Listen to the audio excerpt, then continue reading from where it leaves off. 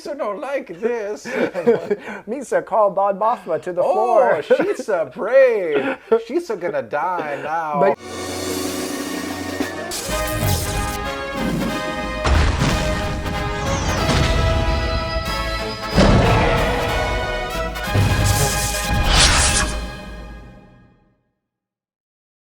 Welcome back to Nerd Legion. You may notice that we are physically together in person, not through the magic of the green screen.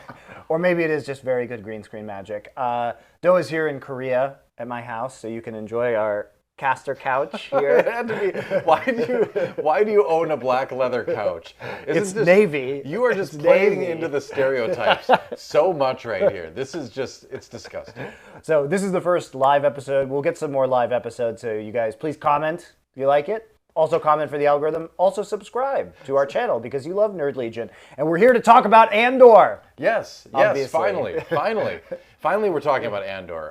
Because we've been watching it. They release it in 3-episode chunks each week for 4 weeks. We got through 12 episodes. We were going to do it halfway through, but then travel it didn't work out. So here we are at the end of it.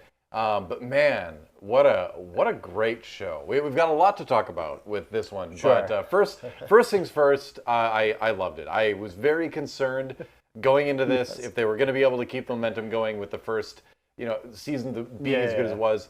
And then I was even more concerned when I watched the first 3 episodes of this season. Yes. But then after that, we got back on track, and it was great. So, I was very scared after the first 3 episodes. Me too. Because I think one of the great tragedies of the first 3 episodes is that it reminded me way too much of Rebel Moon. Right? It was grain. There is even a line where they're like, "Oh, they need the grain," and I'm like, "What? No!" What if they come this way? Look, they need the grain. Why don't need the, why are they? I almost feel like the entire Grain Planet sequence was done to lampoon Rebel Moon. I want to believe that they just did it to make fun of Rebel Moon, because I could think of no other reason than to kind of have a lot of the same shots and the same kind of stuff happening. How is that a lesson that wasn't learned from Zack Snyder? Come on. It was really appalling. But yeah, why do we have multiple sci-fi properties that are just obsessed with grain worlds? It's science fiction, man. Surely there's an easier way to get food than tiny grain planets. Right. Surely. Star Trek had the best way. Yeah, exactly. They were just we'll replicate it. Whatever you want, just hit a button. And then they're there, we don't need to worry about any food stuff anymore for the history of this franchise. It was brilliant, right? But no, in Star Wars, the Empire needs the grain, I guess. And also, they have to make sure that everybody has the right visas to be making the grain, which definitely feels like a really good use of the Empire's time and resources. We're next on the inspection schedule. How soon? They finished there today, so tomorrow. Are they checking visas? It's random. Bureaucracy is one of the facets of the dysfunction of tyranny. There is that aspect of it.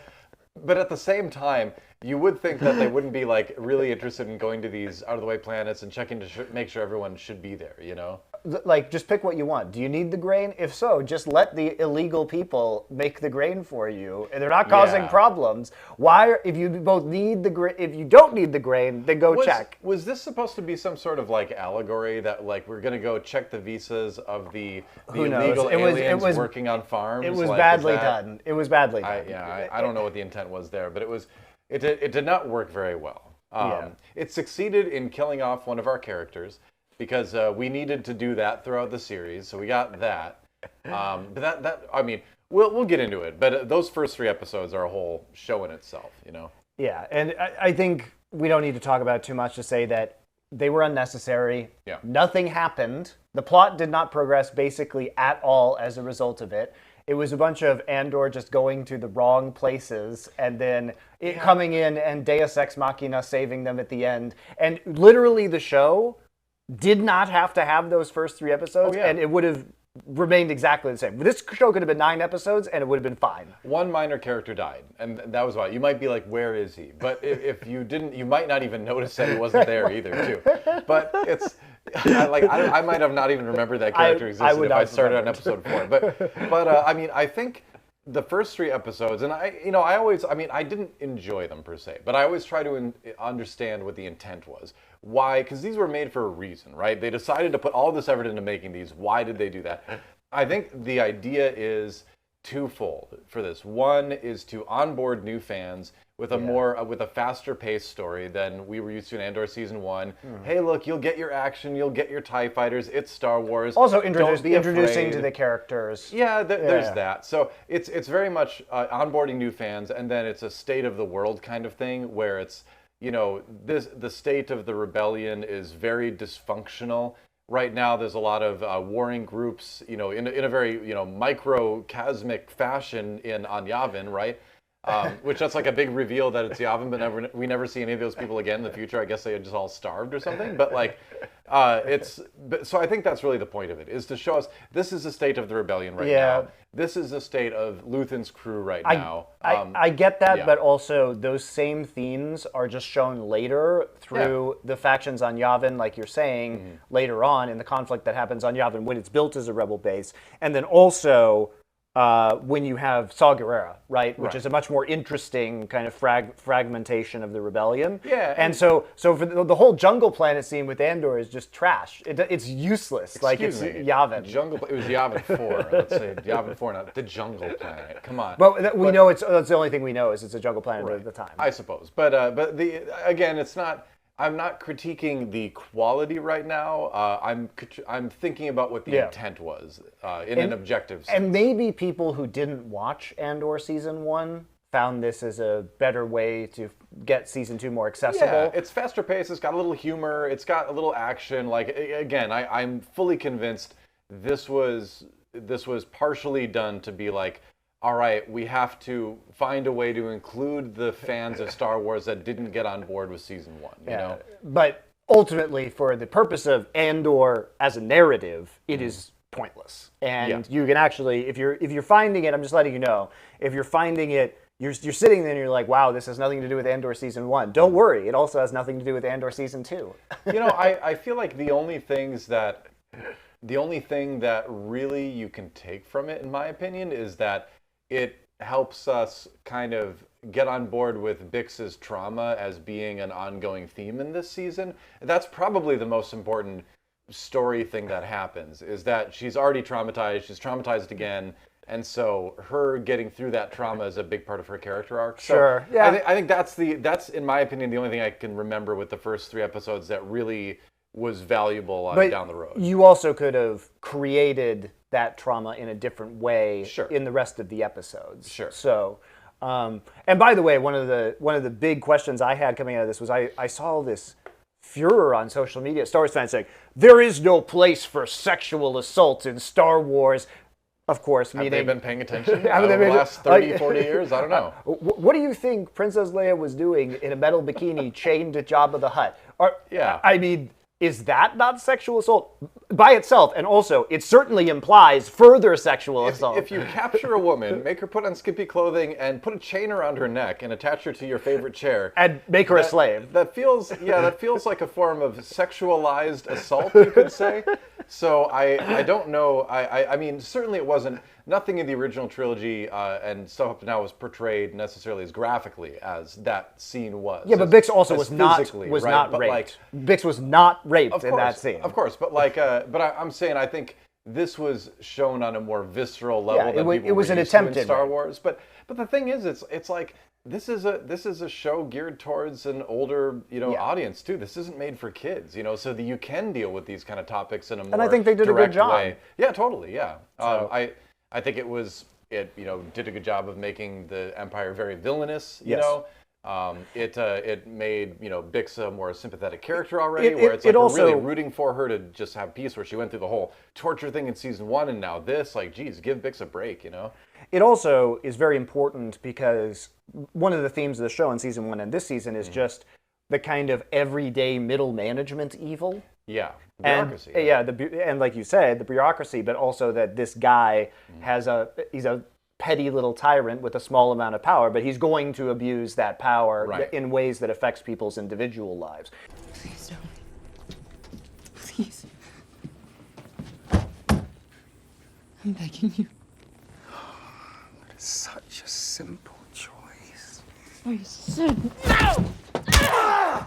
Because the scope of Star Wars has always been, okay, we have this giant space opera, and we start A New Hope, and we say, okay, it's now a massive battle between space wizards, and a giant planet-killing, space station. And this is the microcosm of that, which is what is it like to be a normal person under this level of persecution. And that's what the show does, and that's what's really terrifying about Andor. So I think you need these moments to create texture about how this affects people's lives in different ways. So I didn't have a problem with the scene. Yeah, no, I didn't either. It certainly wasn't like fun to watch or anything, but I think it was also important to, put her through something traumatic like that to make it more understandable why she would walk away later in the series. And have her be able to walk away and leave Andor later on in the season in a way that wouldn't make her seem like a total jerk and unlikable character. Where it's like she leaves, and even not knowing the big reveal from the last episode, even not knowing that when she leaves, you're like, well, yeah, she's been through a lot, and you can totally understand how she would walk away now, having killed Dr. Gorst, having gotten her revenge, having gotten some closure on things. She sees Andor's value to the rebellion, and she doesn't want to stand in the way of that. And so I think some of the trauma, that scene in particular in the first 3 episodes, helps make that decision more understandable. Yeah, I agree. So I think it's, sure. People see stuff like that and they're like, they get mad because it makes them feel uncomfortable. It's like, well, yeah, you're supposed to feel uncomfortable. If you don't feel uncomfortable during that scene, then like, what is wrong with you, maybe right? there's something wrong with you. So yes, and we aren't supposed to just feel awesome when we're watching movies. We're supposed to feel all sorts of emotions. That's the whole point of the storytelling. As we know, feeling bad is part of that. The truest thing is that now feeling uncomfortable is the worst feeling that people can possibly have in the world, so. apparently. And so therefore we must destroy all art as a result. It seems that way. But like it definitely does seem that way. That people just didn't want to feel uncomfortable. Art cannot explore bad things because bad things make you feel uncomfortable. And so things are bad. So bad things are bad. So therefore, if you make that kind of art, you are endorsing those behaviors or those bad things, as opposed to exposing people to them in a way that makes them self-reflective on why those things are bad, perhaps. Yeah, Schindler's List, right? Should have never been made. Nothing but bad things were done by that movie. Sure, no one learned anything from that. They just felt bad, and that was the end of it. People need to be more okay with feeling other emotions besides awe and joy in movies. Well, in the Star Wars universe, and shows. Frequently they just only encounter nostalgia, which is, I think, what half of the audience actually wants. Like, I don't remember this. What? There's no Hayden Christensen? This show sucks. Well, it's like you go back to the whole slave Leia thing in Jabba's palace, and people are like, "Oh, you see that? See a slave Leia? Wow, pretty hot, huh?" And it's like, is that really the takeaway we're supposed to be having from that? It's like it is kind of. She was hot. Sure, but like when you think about what the reality of the situation was in that world, it's like sure it wasn't portrayed in the same sort of visceral way that the scene in Andor was, but it was still pretty disturbing if you think about the whole thing. So to take away from that.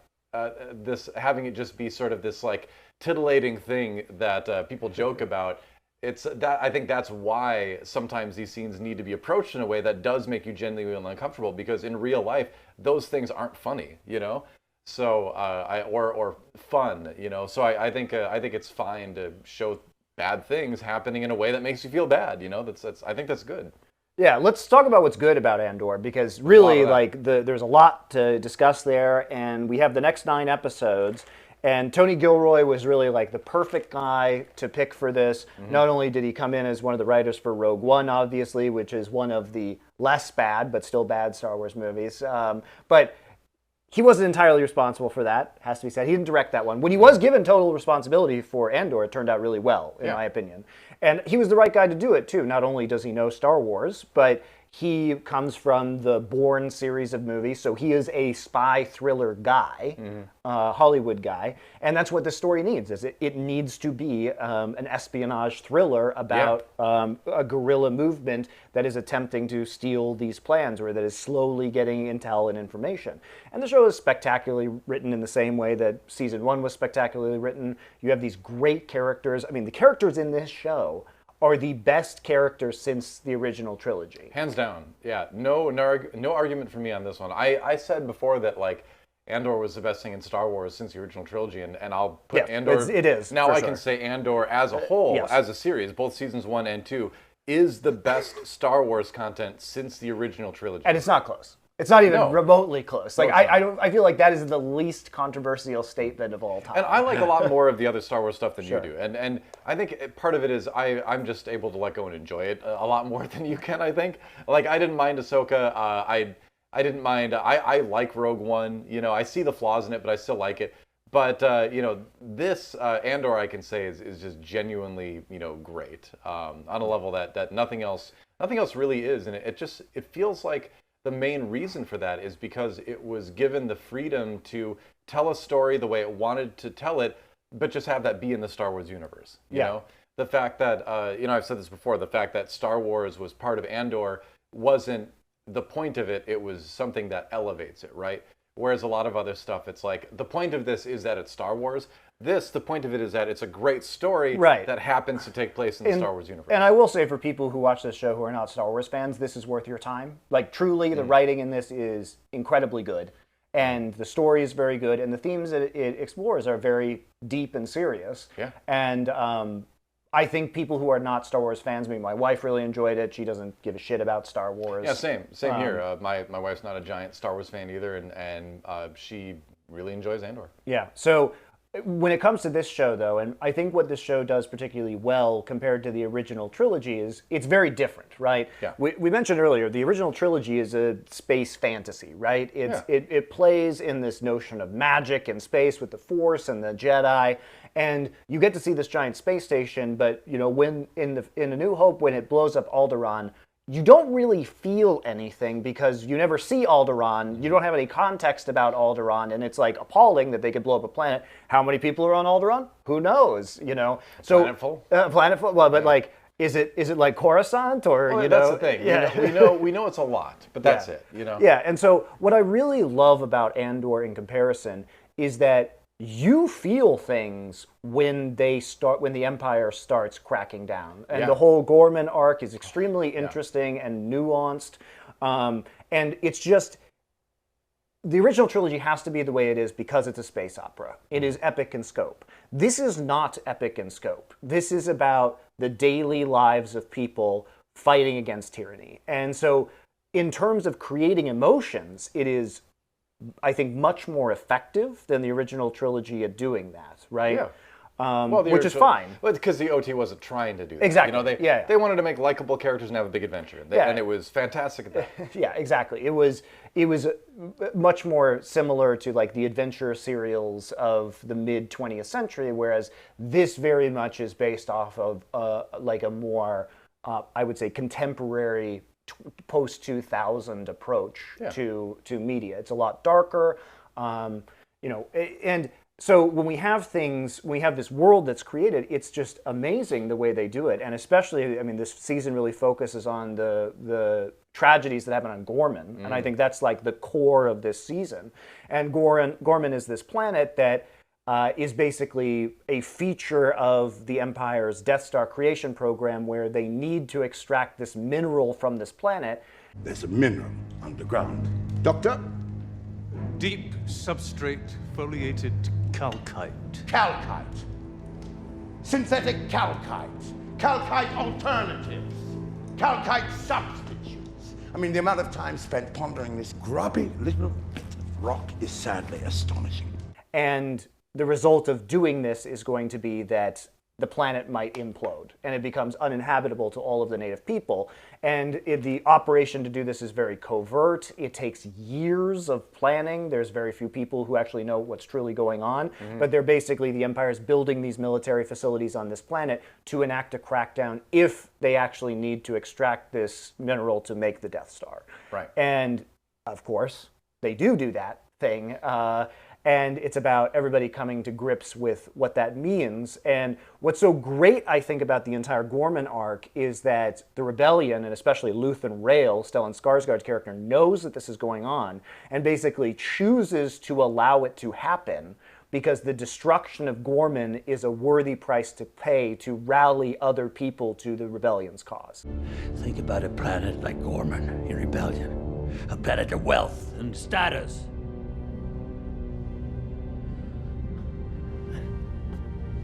If it goes up in flames, It will burn very brightly. Which is it's a dark choice, but you know, what's the price of it in the context of eliminating the Empire once and for all? Because you know, sure, it's Gorman this time, but if the Empire continues, how many other planets are going to share this fate? And indeed, we see later on, Alderaan just gets exploded, right? So yeah, exactly. I mean, it's a very poignant sequence of shots where the Gorman senator is getting arrested on Coruscant. And he's saying, like, if this happens to me, you'll be next. And the very next shot is Bail Organa watching it happen. And it's like, those of us who know Star Wars know that, like, he himself will be killed when his entire planet is destroyed by the Death Star later. So yeah, there's definitely the that's communicated well, I would say. But it's really interesting in that Andor is such a show about kind of giant organizations, but the individual's role in those organizations, right? And the individual's feeling of self-importance overall is like a major theme in this, where the bad guy characters are universally extremely self-centered. All of them are. Cyril is self-centered. Cereal, a great breakfast. But also, Cyril is a very self-centered, only thinking about himself. Dedra only thinking about herself. Dedra, Partagast, Dedra. All the villain characters, Tarkin is alluded to many times, not seen, but like we know he's a very self-centered character. Krennic obviously is only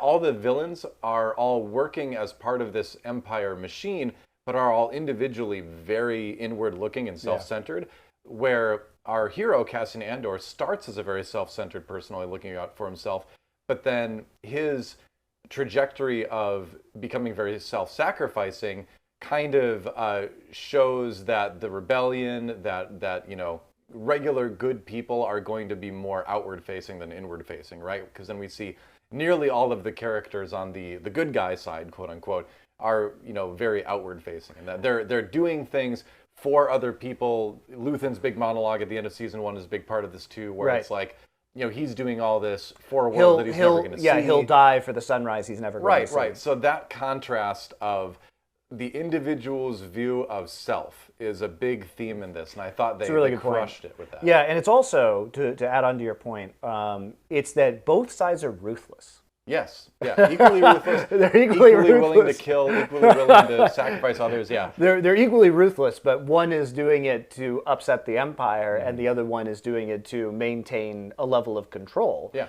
and I think to your point too is that especially on the Empire side, you understand that all of these kind of middle managers that were following Lonnie, who's the double agent for the rebellion within the ISB, Muro, Cyril, like all these characters. They're not in charge. They're not close to being in charge, right? Yeah. They're still relatively low on the totem pole. And I think Dedra Muro is a sympathetic character because we know she was an orphan who grew up in the Empire system. And so she's been programmed this way from birth. But her drive actually destroys her in the end because she doesn't follow the rules of the Empire.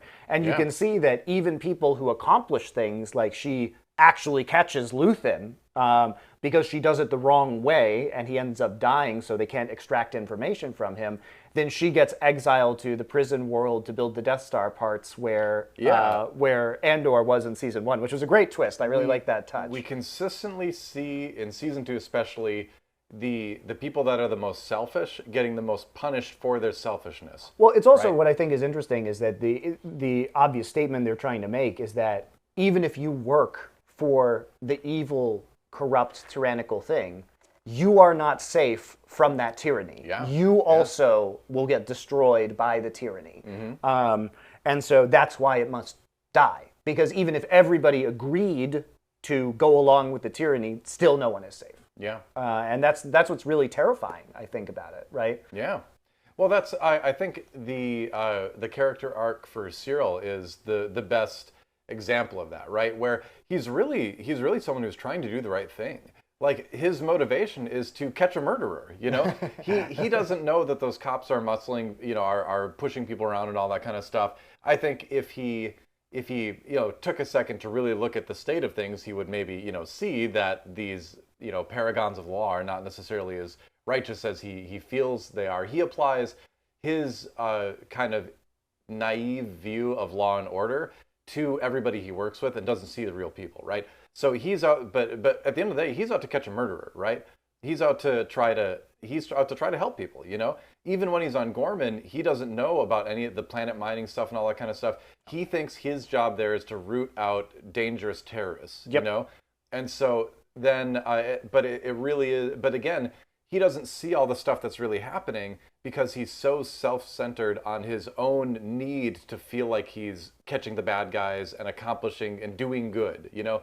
He's so you know, he's so like obsessed with his idea of being a hero that he doesn't really see what he's a part of, and he doesn't really see what's going on around him until the very end, you know, which is when he sees the crackdown and he has this realization that's like, oh no, I'm a part of this. I'm actually causing all the damage. Which is very overwrought, that scene, because he's kind of just, it's like 5 minutes of him just wandering around this square with all the blaster bolts going on around him, and he's like, and I was like, guys, I got that from like the first time you showed this, and meanwhile he's just wandering around, everybody's dying around. I'm like, dude, how are you not getting shot? I was thinking that a little bit. Yeah, and it's moments like that where, you know, there's a little misstep there when you start, because that's a moment that kicks you out of the story, right? Where you're like, you're not thinking about the story anymore, you're thinking about how is he not getting shot? So it did go on a little bit too long. It was kind of cringe. Whenever you have that feeling suddenly where you're looking at it from a meta perspective and you're not in the story anymore, that's a sign that things went a little bit sideways. Right. But it's a small thing. And then I love that when he sees Andor and he's like, it's like, you caused my whole journey with this, you know, and suddenly he's taking everything out on Andor. Who doesn't know who he is, by the way. As they were fighting, and it's written so well, because as they're fighting each other, they're fighting, but you as the viewer are starting to think about their relationship, and during the fight, I'm pretty sure most of us came to the realization that Andor had no idea who he was. And that's what happened with me, at least, is they were fighting, and I was like, they're fighting each other. I'm like, holy crap, Andor doesn't know who this guy is. Right, because he was getting hunted by him, but he had no idea. Cyril sees Andor as like the most important person in his life, basically, and Andor at the end, and then it's confirmed, of course, where he's, you know, Cyril's pointing the gun at him, Andor, he goes, who are you? And he just is like, what? And he has the realization that Andor doesn't even know who he is, and then he just gets shot and dies, right?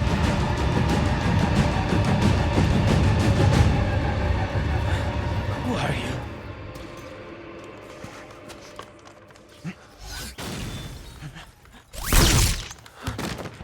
But like, what a great tragic arc for that character. One of the best tragic characters I've seen in a long time. But also like again, you know, a real lesson where, you know, don't be so self-centered. When you are thinking you're out there questing for goodness and justice, make sure that you're looking at who you're associating with.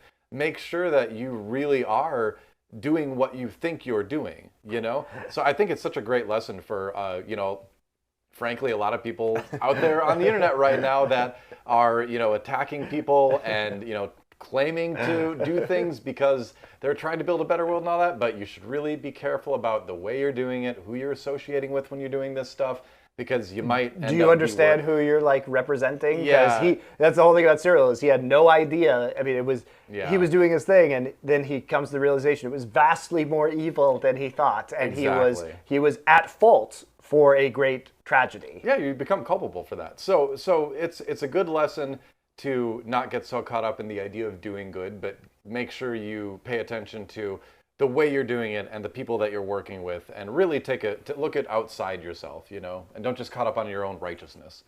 So what a great character. Yeah. What a huge success, I think, for that show, for that character to take that arc that he did. I was surprised they did that. I was pleased. Yeah, I was pleased but surprised. And then I really appreciate how they just killed him immediately. So it's just like, that's the arc, it's done. Yeah. You did this thing, you realized it was horrible, and what do you get for it? Oh, you're just dead. So you don't even get the rewards of doing the thing that you think is fucked up. You just die. That's it. The whole theme of one of the things that makes the show so realistic is that there are so many instances where there is not closure for something. Which that's the way real life is. You don't get a nice Hollywood ending for everything. You don't solve every mystery. You don't get revenge. The bad guys don't get their comeuppance. That's such a good theme, right? Andor never finds his sister.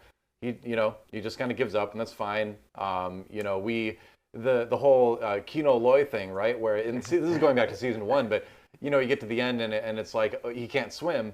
But you don't find out if he lived or not. Poor Andy Serkis. You don't find out, and so we kind of assume he died, right? Right. And I think that would be a good end for that character too, where he did accomplish something great. He helped lead this escape, but that doesn't mean he gets out.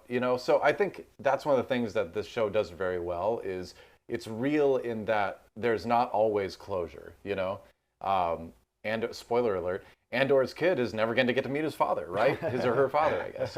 And so you don't know that either, right? That's another bit of closure. Bix is never going to have Andor come home to her, and I think that underlines the cost of fighting a machine like the Empire, of fighting, being a rebel, right? What does that really mean? And so the denial of closure that happens throughout the series, I think, is a good way of very realistically portraying that. Yeah, there's an arbitrariness on both sides for sure to the faith that people have. Before we go on, guys, have to shout out our sponsor, Into the AM. We're both wearing Into the AM shirts right now. They make Wet Men's apparel. They also made these jeans I'm wearing. Ooh. So they're black. These are their oh my! These are their new stretch denim jeans. So wow. They've got jeans. They've got chinos. I know you really like their everyday pants. Yeah, they're super comfortable. Yeah. I haven't tried them out yet. I have a hoodie that I wear all the time. It's a nice light hoodie for the spring or for the fall. I've got a jacket of theirs that I really like that has like the really, really light material on the arms and everything, but it's got a warmer center, which is nice for me because I sunburn like crazy. I'm like even whiter than any camera can possibly show, so I need a lot of those clothes. It just sunscreen doesn't always cut it. I just need clothes that cover a little bit sometimes, and so that jacket's great for that. Yeah, so they've got these graphic tees that we're wearing. They have plain tees. This glows in the dark, by the way. If we turned off the lights, it glows in the dark, which is just cool. I mean, I liked glow in the dark things when I was a kid, and now I can like them again as an adult. Yeah, so they've got a bunch of great stuff, and of course they have their Memorial Day sale, which is going on from now until June 1st. That's up to 70% off, and you can use our code LFN, so you can go to intotheam.com/LFN to get an additional 10% off, which means you can get up to 80% off. And for those of you guys who want to support Nerd Legion and LFN who live internationally, they do free shipping to many places in the world, including Northern Europe, the UK. So it's a good chance if you live internationally. I get stuff here in Korea, no problem in terms of shipments. It's been great. Really easy to ship it here too. So anywhere you guys live, they will ship it. Many places you might live, they will ship it for free. So just check out intotheam.com/LFN. Our code is always operational, guys. It's just that these sales... Fully operational. Fully operational. We can even say, the code is fully operational. But you won't explode, so don't worry. Yeah, single core ignition. You will explode in great style. That's right. Exploding with style. Exploding with style. That's right. It's a Death Star of savings. In a good way. Yeah, so head on over there, guys. We will be releasing another collaboration with them soon with LFN, so you guys can keep your eye out for that. In a couple months. So thanks to the End of the Game. They've been a great partner for us. And if you guys like Nerd Legion, the best way to support us, support our sponsors. I said single core ignition, but I meant single reactor ignition. Oh. I didn't mean to get it wrong. I'm sorry. Cringe. I haven't seen Rogue One for a while. I'm so embarrassed. Okay, so we can talk about some of the other characters in this show too. Sure. Because I do want to talk about Luthen Rael because he's one of the most interesting characters, if not the most interesting character, I think, in the show. And he's so phenomenally played by Stellan Skarsgård. Yeah. His writing continues to be great. He becomes more ruthless in season 2, but justifiably so. Mm-hmm. And I think that we didn't talk about this in the first 3 episodes, but the one good moment for me, like the best moment of those first 3 episodes, is when he just kills Mon Mothma's friend. Oh yeah, no, I can't believe we forgot about the entire wedding sequence. No, okay. So the Bix thing is important. but the wedding sequence is my favorite sequence in the first 3 episodes because that Goes on way too long, but yes. again, I Do agree. we need 12 shots of Mon Mothma raving? Well, there's a we full hour of it on the Star Wars YouTube channel that you can go check out now. But we got the one shot, and then they just kept coming back to it. I was just like, what are we doing?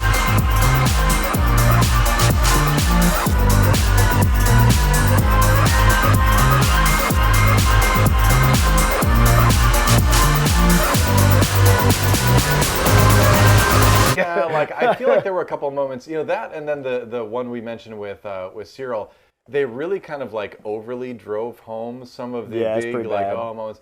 But that, despite going on a little bit too long, that scene is great because of what you mentioned, where they just decide to off Tay, her childhood friend. Also, fuck that guy who was trying to blackmail them. Yeah. But still, like, so in like one afternoon, she, knows her childhood friend is going off to die because of her, and then also her daughter is, getting married as a teen, and she probably could have prevented it, but she went through with it anyway because she needed to fund the rebellion. Exactly, she had to do it. So she kind of gave up her childhood friend to death and gave up her daughter to like the son of a crime lord essentially.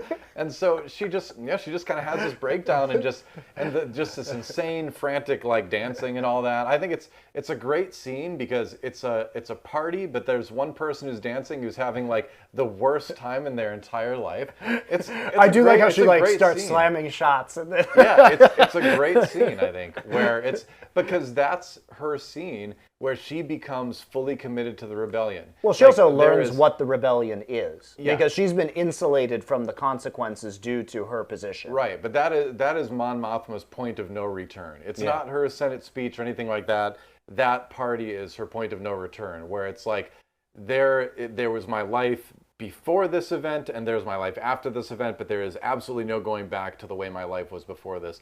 I have to be committed to this, otherwise I've thrown away everything for nothing, Yeah. So that's like the start of the cool Luthen Rael arc in season 2, and then we go through him just mercilessly sacrificing everybody and using people to accomplish his ends. Or Lonnie. Look. Lonnie had to die, man. He had to die. I'm sorry. Like, he basically killed himself because he was the one who called the meeting where he was followed. Sure. So, but he had to, he did that because he needed to get the information out. And Luthen, by the way, I love the way they directed the scene between Luthen Rael and Lonnie Yung on the bench because it is so disturbing. The camera angles that they give, all the camera angles are like askew, and it just feels so ominous while you're looking at what is a normal conversation, and you don't even get to see the gunshot. It's just him slumped over on the bench afterwards after Luthen shoots him, because Luthen knows he can't leave any loose ends, and that if they capture Yung, then the Empire will know the information that the rebellion has. And what's so cool about that moment, too, is you realize this makes what happens in A New Hope so consequential, because you realize the chain of people and the unlikely events that had to occur that allowed the rebellion to get the plans. Right. Because if Luthen isn't there with Yung at that moment in time, maybe the Death Star doesn't get destroyed, right? And both he and Luthen die to get that information out, which isn't even the plans. It's just like, hey, they're building this thing. Well, you can take it back to the very first scene of the entire show, right? Where if those security guys hadn't pushed Andor around and had gotten him to kill them, none of this would have happened. Like, the Empire might have won if those 2 security guys didn't like push around this stranger they didn't know. That's a good point. So yeah, you can go all the way back to the start, but I mean, if you look at rebellions through history and you look at how one side or another wins a conflict, a lot of times there is a big amount of serendipity that goes into it, and there's a lot of chances. I even look at like collectible card game stuff. I do a lot of TCG tournament stuff now, and I've always said for a long time, like to get like a playoff position, a top 8 at a tournament needs skill. To win a tournament, you need a little bit of luck because you're going to be drawing cards from your deck. There's always going to be that factor, and I feel like that's a great representation of how conflict works in real life too, on a bigger scale, in that the side that wins will usually need a little bit of luck as well. Sure. It's not always just the smartest people in the room winning Right, every time. right. But and like that's totally true. And I think the other question that this show raises is so it not only shows that, but I also think it raises the question of, is tyranny inevitably going to fail? Because if it wasn't this series of events that destroyed it, wouldn't there be other people who rose up and it would have been a different series of events? Yeah. And I think it's a very interesting question as to, can tyranny be perpetual? And that's something that we encounter in this show. Well, I think what is it? The manifesto, right?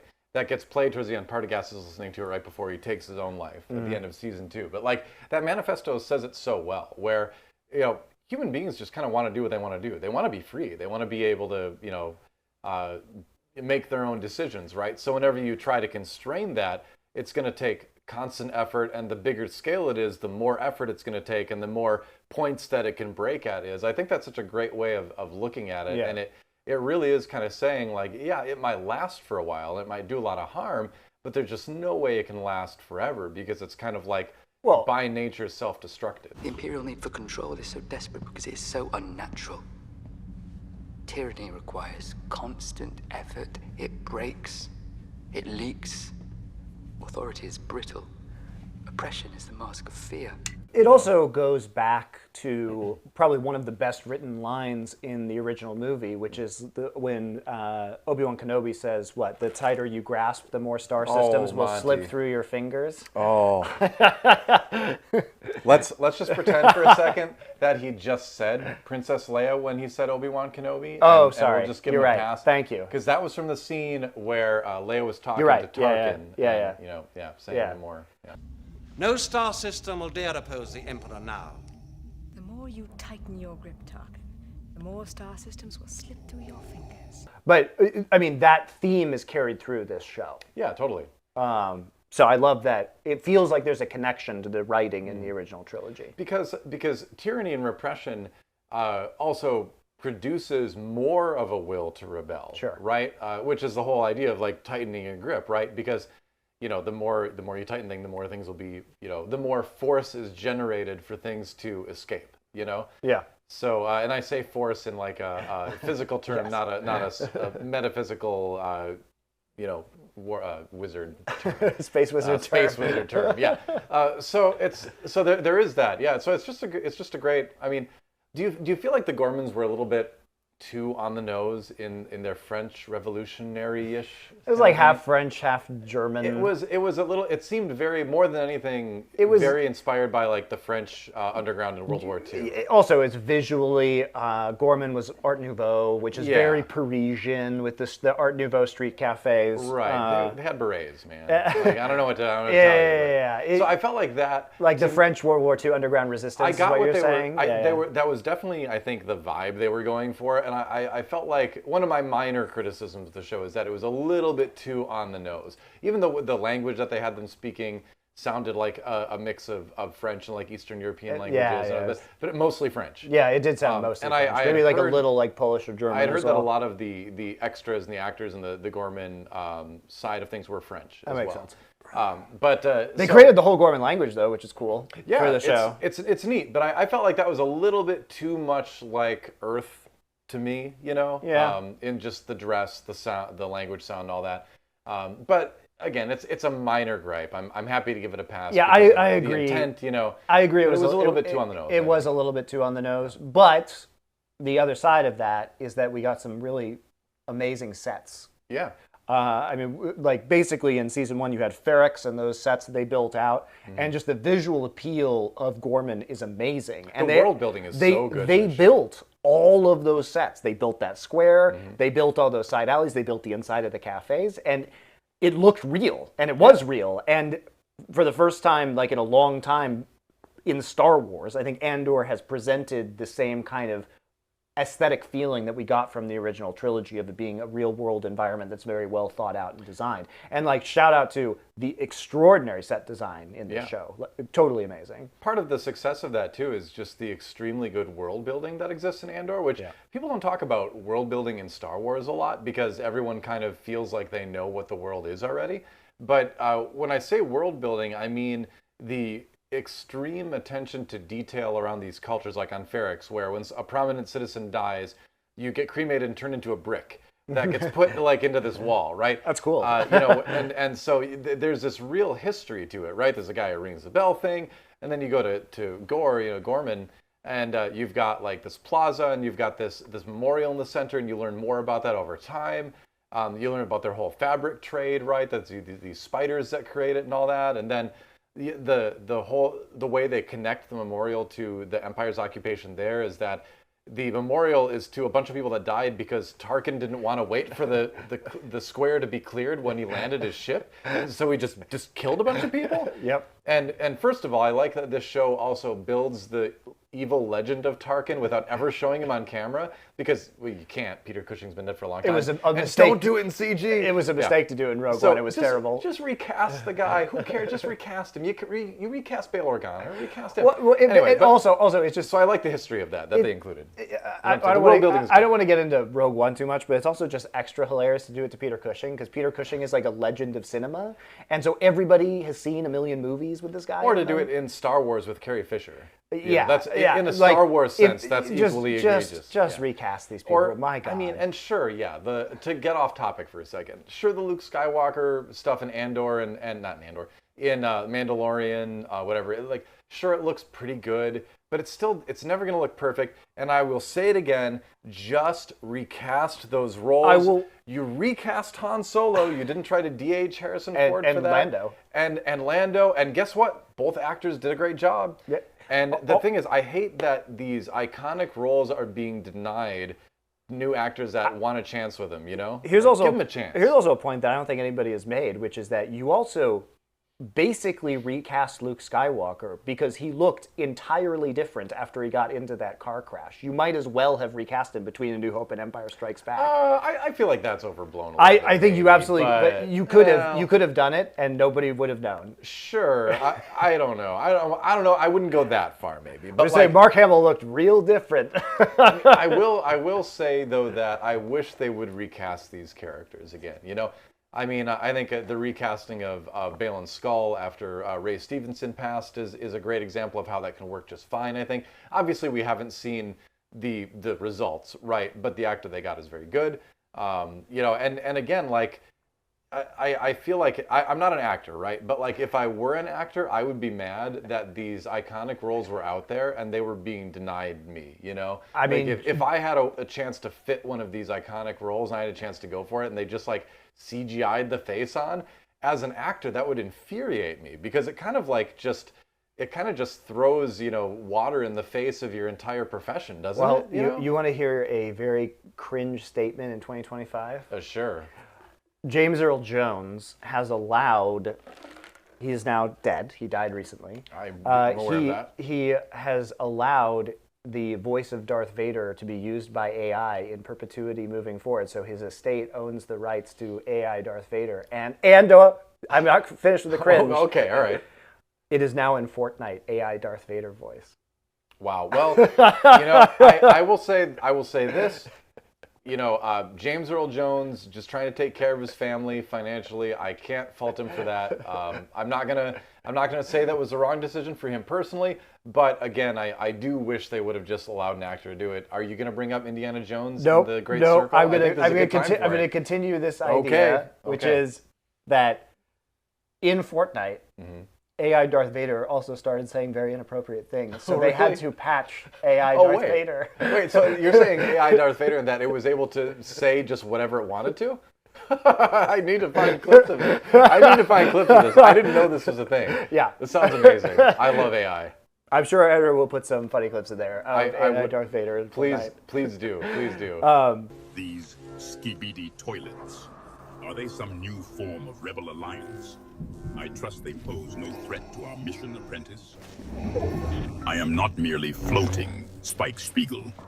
I am strategically positioned for optimal observation. Is my vantage point somehow unsettling to you? Darth, what do I do if I have 1 health? Perhaps you should have considered that before running around with a pink flamingo head. What does the blaster sound like? It produces a controlled burst of energy, something like Pew pew, perhaps. Can you raise me up? If Riz equates to mastery of the Force, apprentice, then my Riz is unquestionable. Bombardilo crocodilo, bailarina capuchina, e por fin, tralaleiro, tralala. Ah, e tenho tum tum tum tum tum tum sahur. Are these Sith incantations I am unaware of? Emperor Palpatine, is this newfound fascination with big booty Latinas crucial to our success here? Or are you attempting to corrupt me with your distractions? But people manage to get it to say some things that it definitely should not be saying.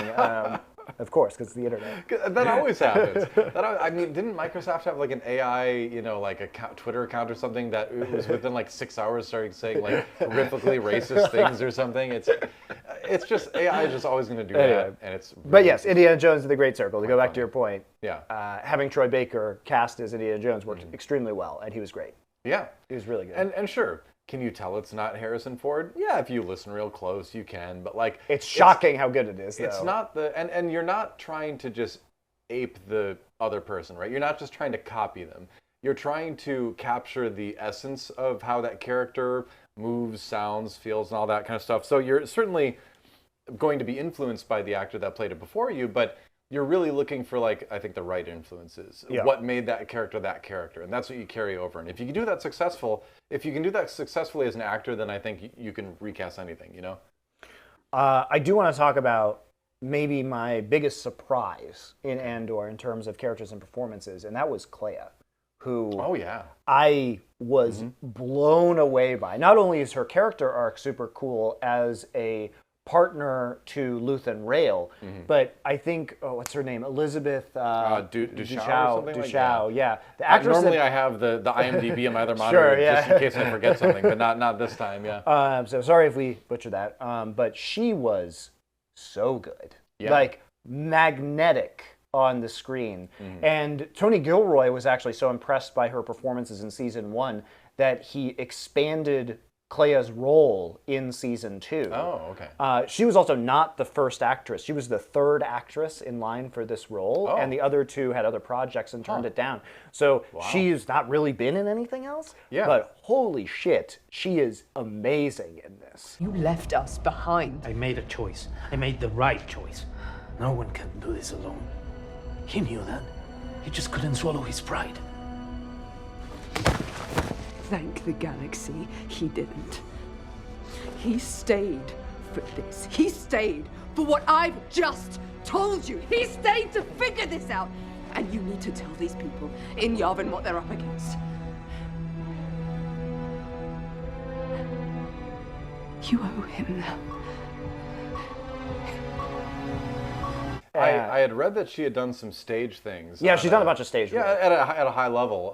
But this was her first like on-camera kind of acting role, big on-camera acting role. And yeah, she crushed it. Like, I really didn't care about that character a lot initially, and then as the series went on, I'm like, oh, this is like a really interesting, great character. just the seriousness and tension that she always brings when she's on camera. Also, she's not just Luthen's lackey. Like, she challenges him, and we learn why that is because we get those great flashbacks at the end where we discover that they do have like a father-daughter relationship that goes back kind of. But I mean, these people have been close for so long that she has a freedom with Luthen to challenge him in ways that other characters really do not. And so I think Luthen and Kleya really they're very distinguishable from each other, when it would have been really easy, I think, for them to just write her as kind of a obedient assistant. They didn't just make her the secretary. Exactly. And that was the danger of that role. Yeah, it's really, I think they do a really, really good job with her, and making her own story within the show, and having her be this foil to Luthen that is a more, I would say, grounded presence, whereas Luthen is more idealistic. Grounded, but also equally driven. Yes. Which is important, I think, for that pairing to work, because no sane person would ever stay with Luthen that long. So she's certainly driven to like an unhealthy degree to do the things they do, but at the same time, like, that's kind of the person that he needs with him. Yes. So she's very practical as well. Right, they complement each other well. But I really enjoyed the subtlety of her performance because she just has this amazing intensity on camera, and you can see the drive in her. And the scene where she's going to kill Luthen in the hospital, where she is undertaking this espionage mission and pretending to be this nurse and blend in while still staying focused on her objective. It's just, she's so good. She's so good. Minor note with that one, did you notice the old alien she was pushing around in the hospital was one of the 3 old aliens that was sitting on the bench at Niamos when Andor was kind of walking along in season 1? When he's at kind of the resort town or whatever, there's like 3 like elderly aliens, and that's one of them. Yeah. So I thought that was funny that they brought that one back for that. Yeah. So yeah, I mean, I think that I'm very excited to see her career moving forward because I was really surprised by how good she was. Yeah, and technically still alive. You know, I don't know if we really need anything more to be made in the Andor verse. I think there's certainly room for more spy stories in Star Wars, right? But as far as spy stories that deal with this cast of characters at this time in Star Wars, I kind of don't want anymore. I feel like this was a great little like chunk of story, you know, in the Star Wars universe overall, and I don't really want it expanded on, you know? I think it was good the way it was. I don't need to know who Andor's kid turned out to be. No. I think the best case scenario is that we just assume that they lived a peaceful life, you know? Because I think that's what Andor, the character, would have wanted if he had known, you know? Yes. So I think not every offspring of everyone in Star Wars needs to be some sort of like action hero, Thank right? you. That's like so I hope we never hear another single thing about Bix or his kid ever again, because Agreed. The best ending to that story is that they just got to live a normal, happy life. Which is what they wanted, and we know that the tyranny of the Empire is broken, so we can assume that that's what happens. Well, right? this is one of the problems with the Star Wars sequels, is that the main 3 from the original trilogy don't get their happily ever after. We have to dredge them back, make them miserable and kill them, and try to push these other new characters. Like, no, just let the good guys win and enjoy their wins, you know? I mean, it's they did this in the Willow show too. We talked about this before too. But so I think if they were to make another show where it's like Andor's kid, secret agent, it's like that is just doing such a huge disservice to the story of Cassian Andor and everything he accomplished in this series, you know? Like don't do that. Dies. If you want that, don't want that. I mean, he doesn't know his kid exists, but the effect of him dying is that his kid doesn't have to live the life he's lived. Yes, that is what he's sacrificed everything for. So his kid could have a better life than he did, you know? So which is a, you know, obviously a motivation a lot of parents have for their children. They want them to live better lives, you know? So I don't want to see a trailer where it's like Mon Mothma being like, I have something to tell you about your father. He was a close friend, and we wouldn't have been able to destroy the Death Star without him. And this kid being like, my dad was Cassian Andor? And then he has like some adventure or something. Like, no, just let him farm some grain in peace.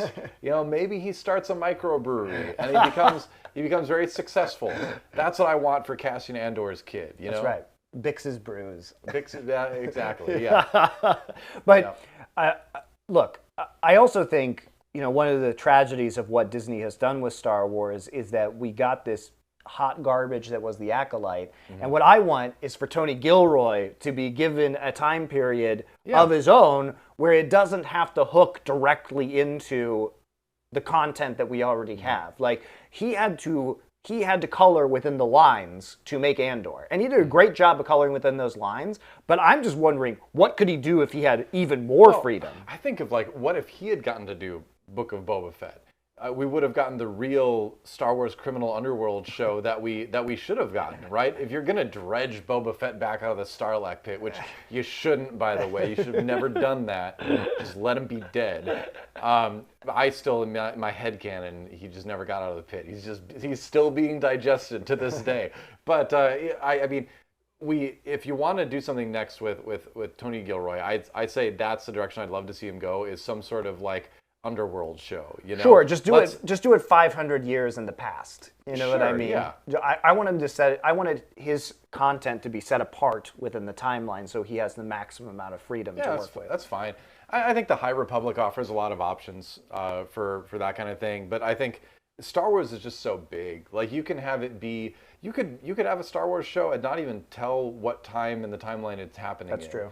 Just some outer rim world. Yeah, exactly, and just let it be a cool thing, like in the Star Wars universe, you know. So you put a couple touchstones in there for people to know that it's Star Wars, and that's it, right? So I think we were talking about this earlier over lunch. I think it'd be great if going forward you had Tony Gilroy handling the more serious kind of look at the Star Wars universe, and then you had Dave Filoni doing the light adventure, nostalgia bait for the fans kind of stuff. Because I think there is still an important place for that kind of thing. I think there still needs to be lightsabers being swung. I think there's we both enjoyed Skeleton Crew, which is very different tonally than this show. And obviously. I thought Ahsoka was okay. I didn't think it was great, but I thought it was okay, and it had some things I really didn't like, and it had some things I really, really did like. So I feel okay about Ahsoka, but I do not. Back to my point though, is that I think there needs to be a range of tone in Star Wars, right? And this all goes back to my bigger overall point that I keep making with Star Wars, which is just free the universe, right? Let people make what they want to make in it, right?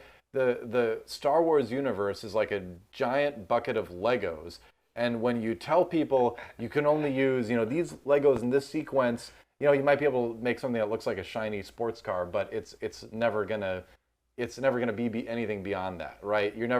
Why hinder creativity in such a creative world, Yeah, I also think they just straight up been picking the wrong people. I mean, the Acolyte was garbage. The Acolyte was garbage. I don't know. What I don't understand, DoA, is how the same people can watch Andor Season 1 and be like, wow, this is really good. And then they watch The Acolyte and they think to themselves, we should definitely release this. Like, how could that be the same human being? I don't understand. I mean, is it like a sunk cost fallacy thing? Because it's well, we spent this much on it, we gotta get it out there. You can tell from the scripts. Think about the writing in Andor. Think about the turns of phrases, the profundity. Think about the experience of You mean that ship that Admiral Raddus piloted in Rogue One, the Profundity? Is that what it's called? It is, actually. That's his Mon Cal ship at the end of Rogue One. Yeah. But like, think about the experience of reading Luthen Rael's speech at the end of Andor Season 1, and reading Mon Mothma's speech to the Senate, which is so eloquently phrased about the tyranny that they're experiencing, and Mon Mothma calling out the bullshit of the cover-up job and the PR, himself, calling up Palpatine. It's like such a great moment, and it's so articulate. When truth leaves us, when we let it slip away, when it is ripped from our hands, we become vulnerable to the appetite of whatever monster screams the loudest.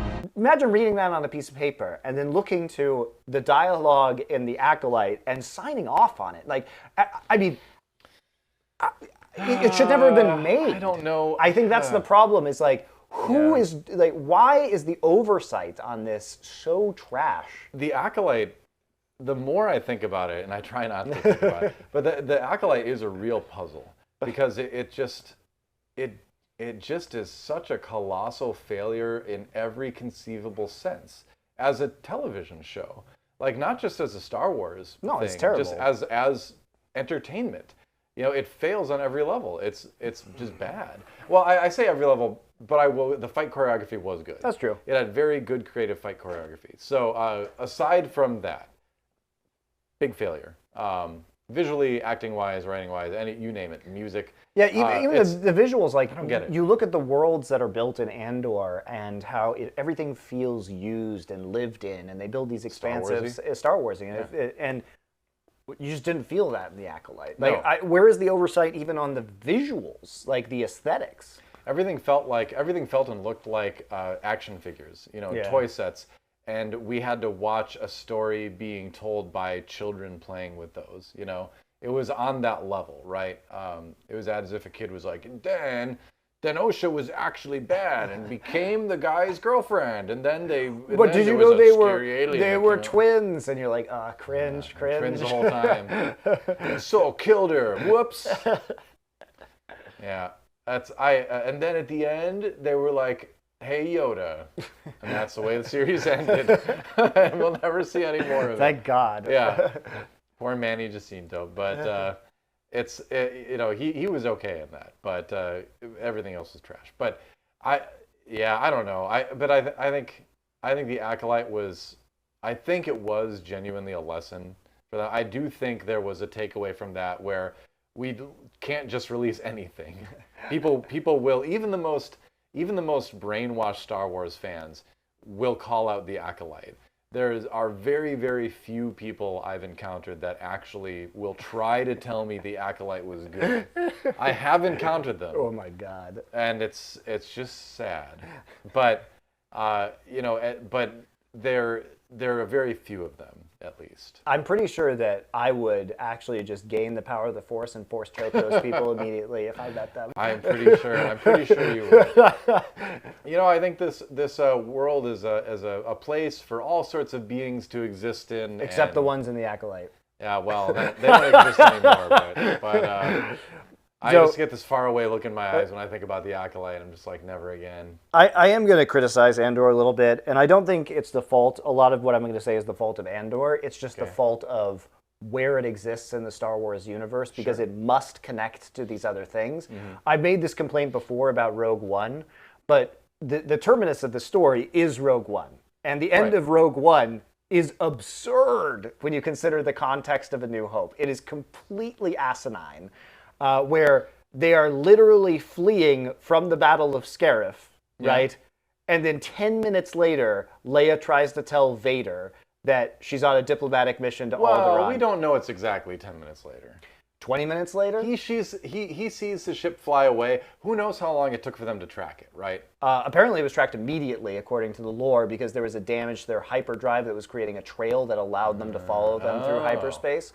And also, they know Darth Vader was there because he is literally killing his way to the ship that's going on, and they're passing off the plans. And nobody thought to mention, hey, Leia, we got off the ship, we got the plans, but there was a giant black space robot with a laser sword chasing us down the hallway. I don't know. It might be important in the future. Yeah, that is kind of funny that nobody told it. But that's not a problem with Andor, though. You're just using this as an excuse to go after Rogue One again. Okay. I see what you're doing here. Monty just likes to trash talk Rogue One whenever he can, and this is just leverage for him. Rogue One makes everybody an idiot in A New Hope, unfortunately. Because they know where the Death Star plans are. There are a lot of questions about how smart versus stupid the Empire is, because the Empire is shown as being very smart, patient, insidious in Rogue One, which makes it scary. Mm. In A New Hope, the Empire won't even blow up the escape pod with the plans on it that is hurtling towards Tatooine. Yeah, you think they would just destroy it? They would just shoot it, obviously. But they're like, there's no life signs aboard. I wonder what could be on there. Maybe the Death Star plans. The thing is, though, that's kind of a reshaping. Obviously, what we're seeing there is kind of a reshaping of what the Empire is since A New Hope was made. That's what I'm saying, is that it does fuck with the continuity, because it doesn't bother me. The Empire is scary in Rogue One and Andor.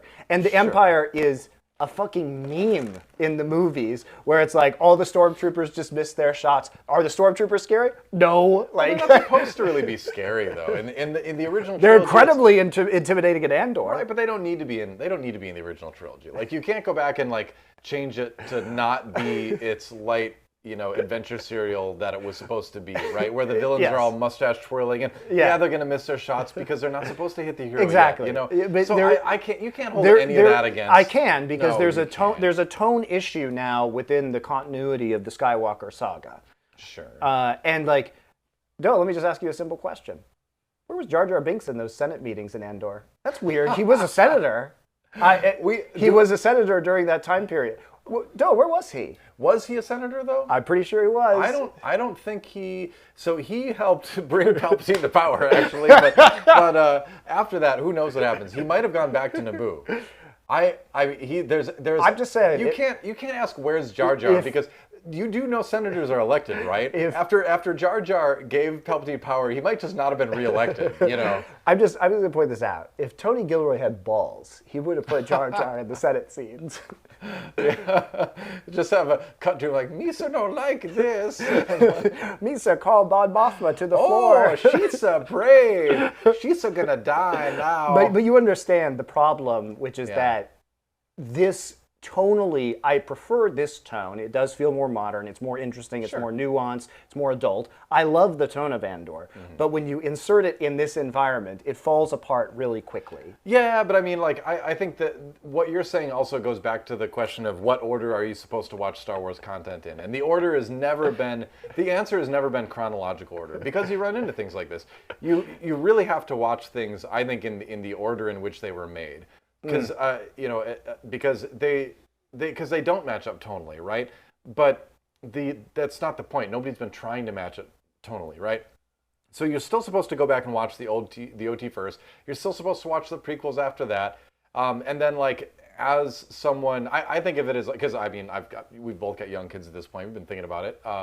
Like I've been thinking about this, and like when my kid is younger, I would want her to watch the OT, the prequels, that kind of stuff. And as she gets older, then you move into the more, mature stuff, right? So, because at that point, you as an adult can understand why there would be a tonal mismatch, because those shows were made in separate time with separate intents and all that. So to me, that doesn't bother me at all, because you were never supposed to watch all Star Wars content in chronological order. It is just not made to be watched that way, and it's never been that intent. But it is like, it's very weird to watch Andor, which is a story about the insidious nature of the Empire and the tactics that they use, which are to basically hide the Death Star creation, to couch what they're doing to create the Death Star as an energy independence project.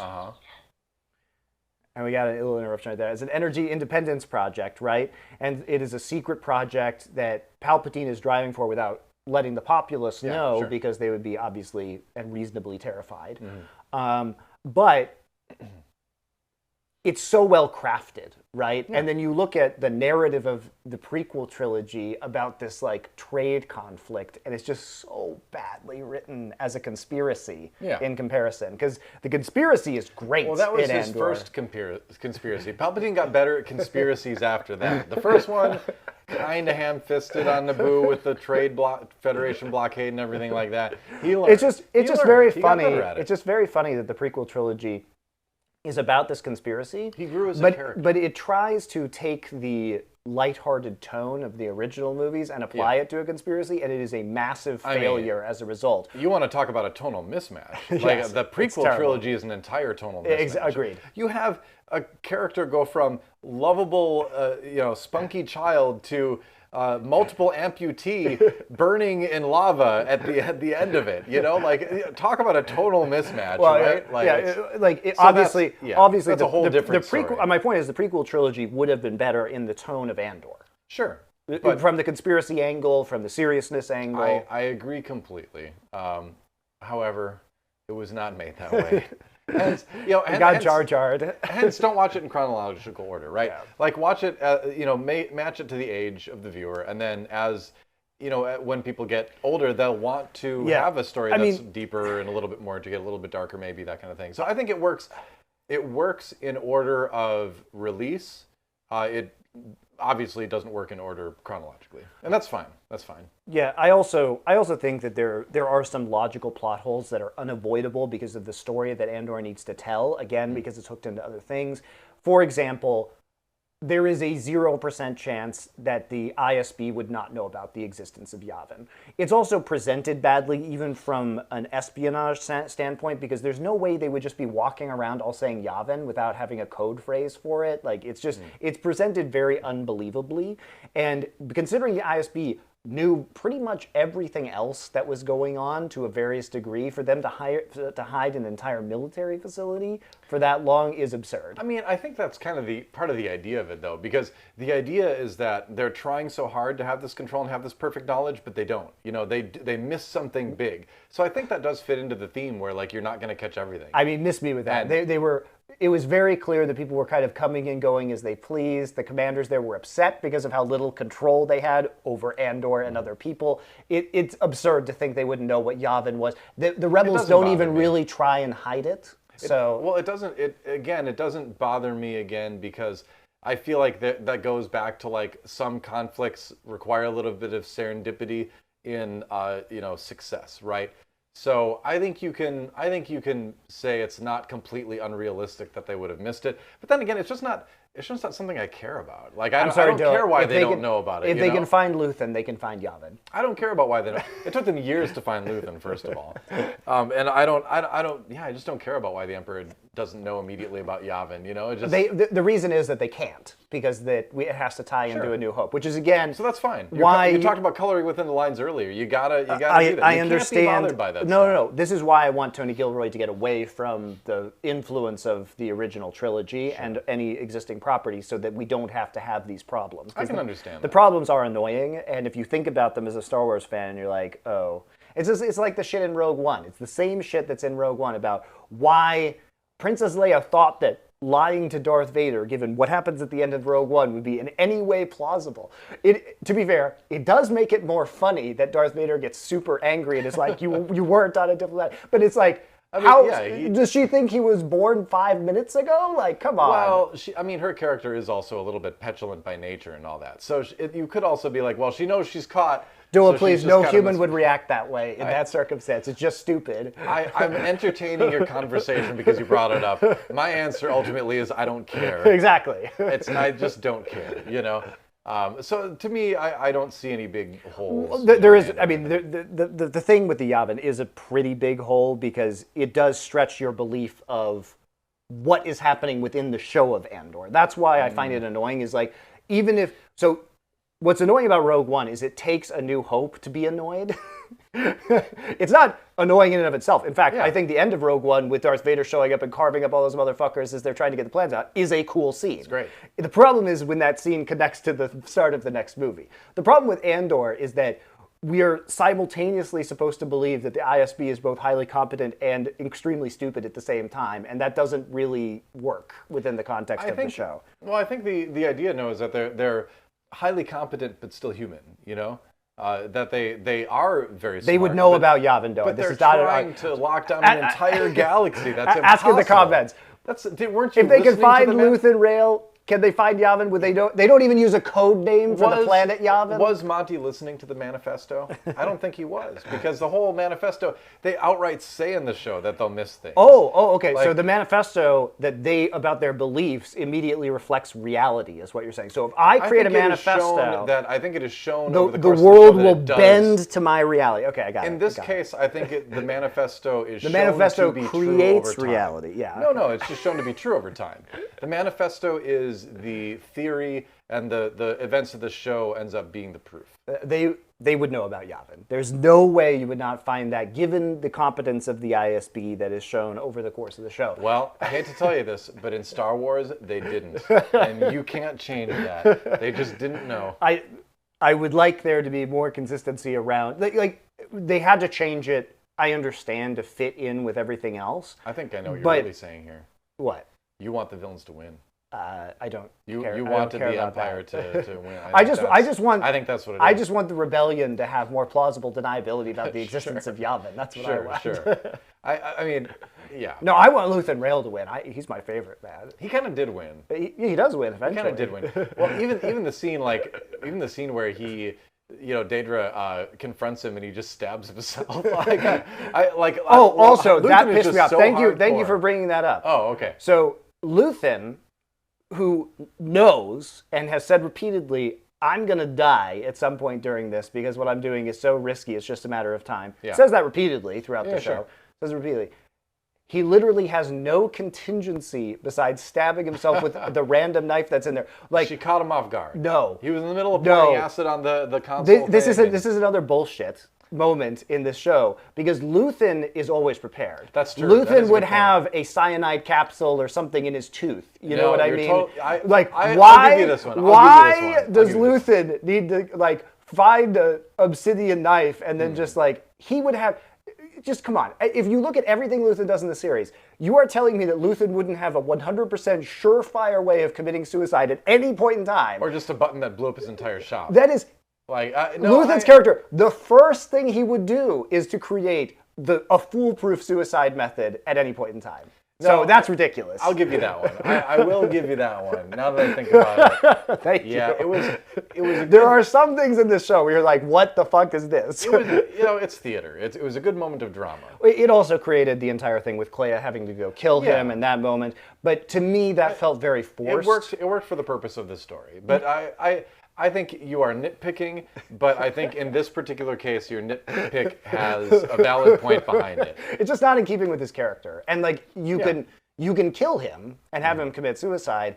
And for example, I mean, it probably would have been, no, this isn't a good idea either. I was going to say he could have like left some written record, but that also would be against his character to leave evidence. So, I mean, I think unfortunately you just kind of have to let him commit suicide and then create another lead for them to deal with. As I think about it, I feel like if I could predict Luthen Rael's like plan for this situation, I would imagine he would just have like some sort of like wristband under his that he hit a button and the entire shop just blew up, Or he blows up. So it destroys all the... He's just wearing a bomb vest at all times. He'd want to destroy all the evidence, I mean, think about this. In the Star Wars universe, a thermal detonator is like the size of your hand. Can't you just carry one around on you at all times? Just like put it on your belt? Like, come on. I mean, like, those are pretty, like, would you rather carry a grapefruit around all the time? You don't need it that big. You could have it be a tiny version of that, which would kill you, you know. Sure. But the point is that, I think you're right. I think he would have had more of a plan. I started laughing when he killed himself just because she was like, what's this knife? And then he turns away and he's like, don't worry about it. Excuse me. Turn around or be stunned.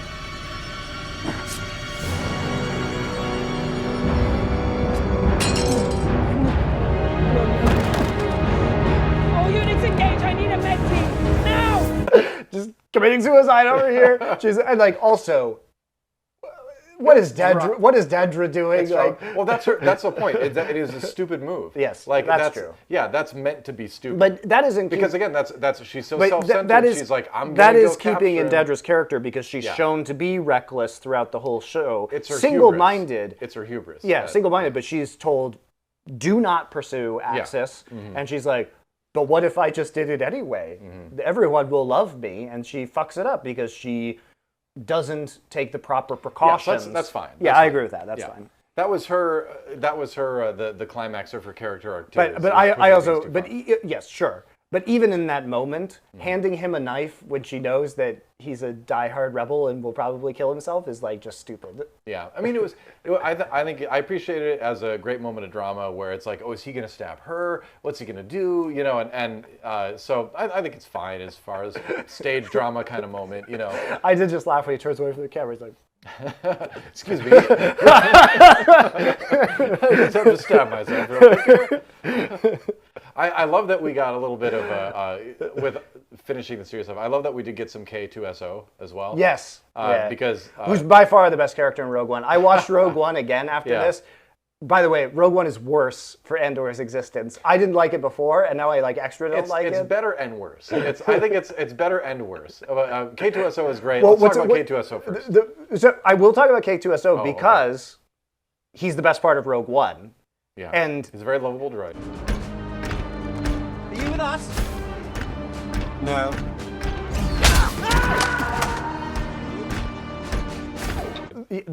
He's very funny in Rogue One, and he's very funny in this show as well. And it's a great, like, he's the character you care most about being in Rogue One, showing up in Andor, because none of the other characters at Andor are interesting. Jyn Erso is a fucking terrible character. Terrible, just awful. That is one of the big problems with Andor, is that it makes Jyn Erso an even worse character in Rogue One. Because now more than ever, you don't care about Jyn Erso, you just want more Cassian Andor. You know? Or like Luthen or Kleya. I'm like, really? Yeah. I could have had Kleya and I've got Jyn Erso? So when you watch Rogue One again, you're like, wait, they made all these cool characters and now I just get nothing? Yeah, and I always liked Rogue One for just being an adventure story, right? Just kind of being like an adventure heist kind of thing. I never required a ton of character development out of that movie. Well, it's good because it has actually none. Right, but that didn't bother me. It was just a fun, I just thought it was just a cool adventure, right? But like, this is what I mean when I mean that Andor makes it better and worse at the same time, and that it makes it better because now you're more, when Andor's on screen and with everything that happens to him in Rogue One, you can see the weight of what happened in Andor on it, and it does work really well, I think. Like just the way that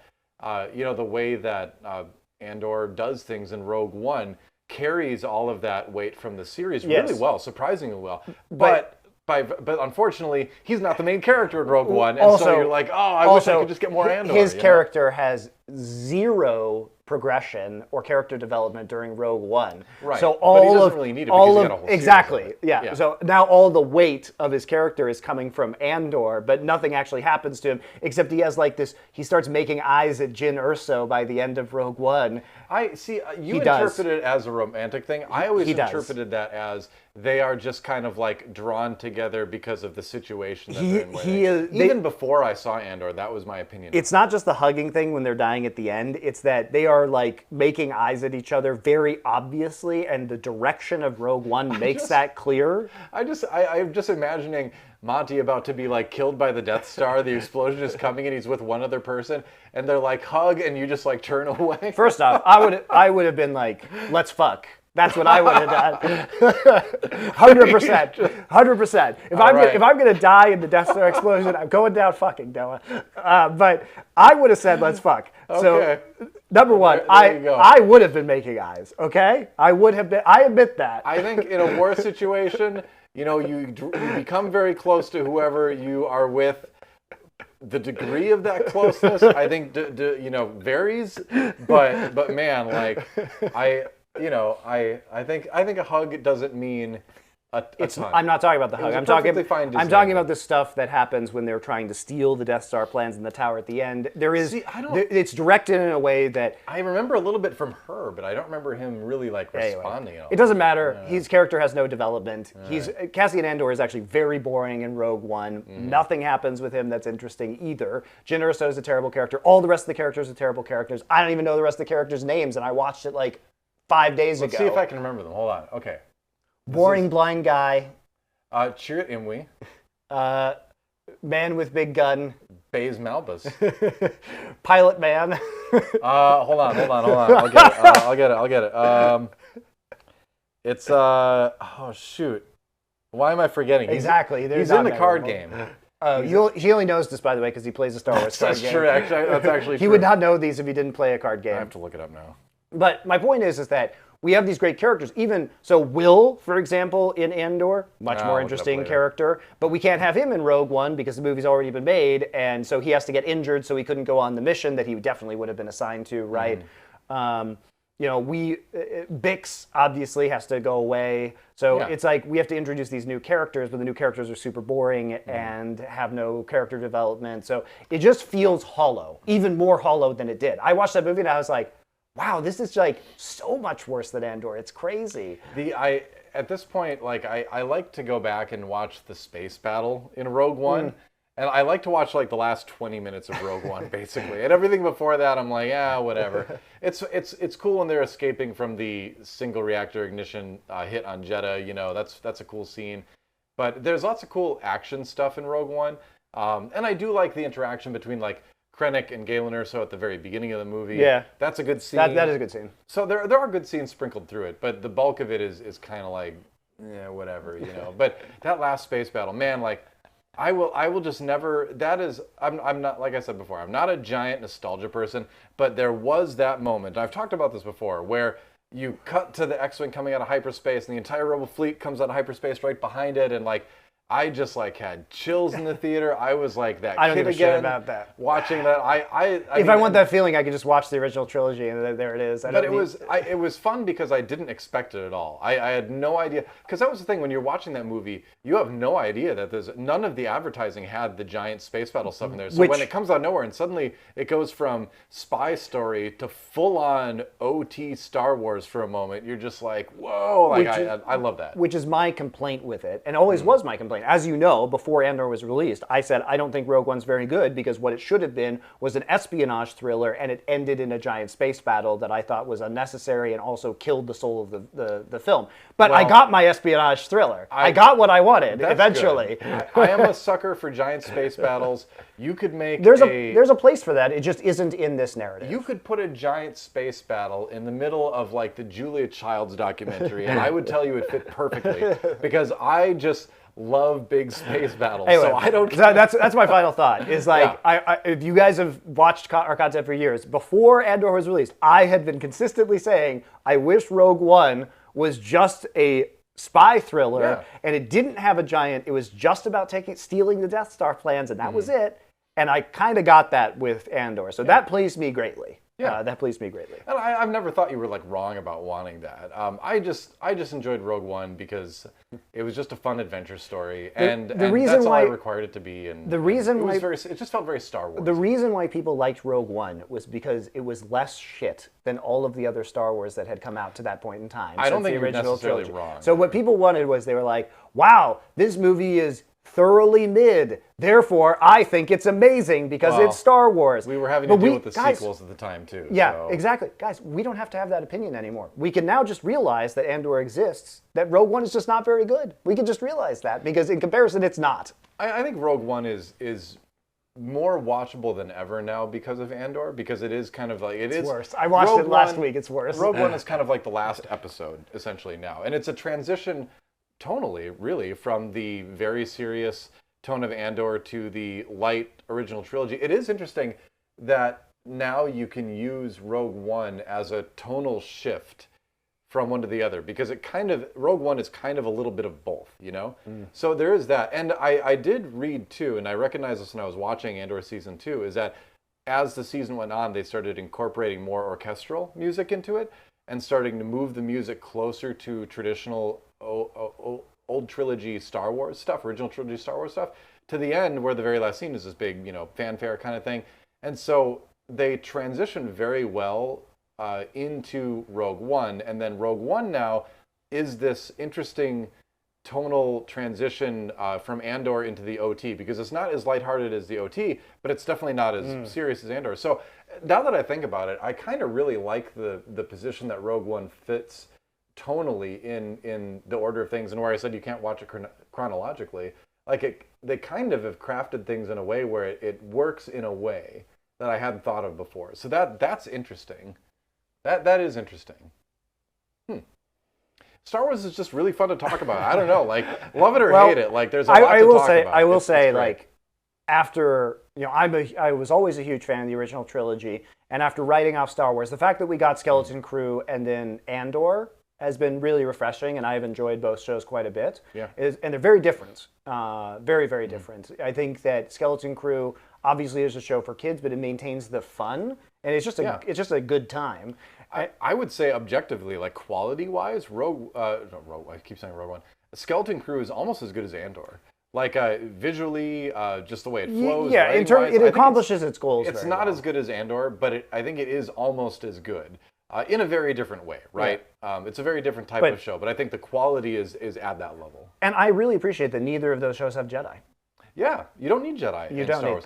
And this is something, I feel like this is something that a lot of OG Star Wars fans really understand, because when, if you were a Star Wars fan in like the 90s, there was a ton of non-Jedi Star Wars stuff out there, right? There was, Shadows of the Empire, for instance, the N64 game. There were all sorts of comic books. Yeah. There were novels, right?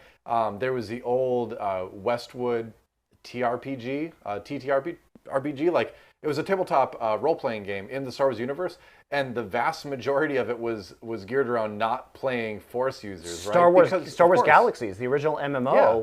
You had, like, it was so rare to be a Jedi. This idea that Star Wars needs Jedis for some reason is like a very modern thing with Star Wars. This is something that I think that started around the sequel area, right? Because we got back into the lightsaber swinging and all that kind of stuff. But for a long, long time, for the majority of Star Wars kind of existence as an IP, it wasn't reliant on Jedi and the Force to be good. There was the universe as a whole was more appreciated. I mean, even in the context of the Old Republic, sure, the Jedi were obvious on Coruscant, but there were not a lot of them, and they would have been rare in the context of the entire galaxy. Like, most people probably went their entire lives without ever seeing a real Jedi. Yeah, you're talking like the prequel era. Yeah. Right? Yeah, okay, yeah. Yeah, I think if you go back farther to the like Old Republic, then, you know, a lot of Jedi and a lot of Sith. But yeah, in the Republic era, so not the Old Republic, but the Republic era. Yeah. Then Jedi were very much present, but not, you know, prevalent per se. Yeah. Anyway, so that's my thoughts on Andor. There you go. Well, I mean, yeah, I love talking about Andor, which is another mark of it, you know, being a successful piece of media. I like talking because I don't like talking about the Acolyte. I feel compelled to talk about the Acolyte, but I don't want to. But Andor is great. People should definitely watch it, even if they're not Star Wars fans. It doesn't need to be. You don't need to like Star Wars like Andor. Like I said at the beginning of the show, the fact that it exists within the Star Wars universe elevates it versus makes it. So yeah, it is a fantastic show from start to finish. Andor is definitely the closest Star Wars, any Star Wars, including the original trilogy, has come to being art and having, I think, very meaningful things to say, as opposed to just being kind of a good time. And there's nothing wrong with having a good time. No, I'm just saying, like, I think it has a lot more depth to it. Yeah, I agree. I think it has the most depth of anything Star Wars. But, you know, again, it doesn't need to be Star Wars. It's just good. You know, it's just a good story about the cost of rebelling against tyranny, the you know, oppression of tyranny, what it really does to people on an individual level. It's such a great show. Agreed. So, yeah. All right, guys. While DoA is in Korea, we'll be recording some more content. We are going to do some watch-alongs of some more 1980s movies with Sorceress and Beastmaster. Speaking of quality content, so, you know, some things are art, some things are a good time. That'll be a good time. Some things are neither, and we're going to watch So them all. we will watch that together and record that for you guys, so you do have that, and then we'll do our shows on those for the 1980s fantasy stuff. So this is not the last in-person content that we're going to do. Please give us a subscribe there on the channel, and we'll see you next time.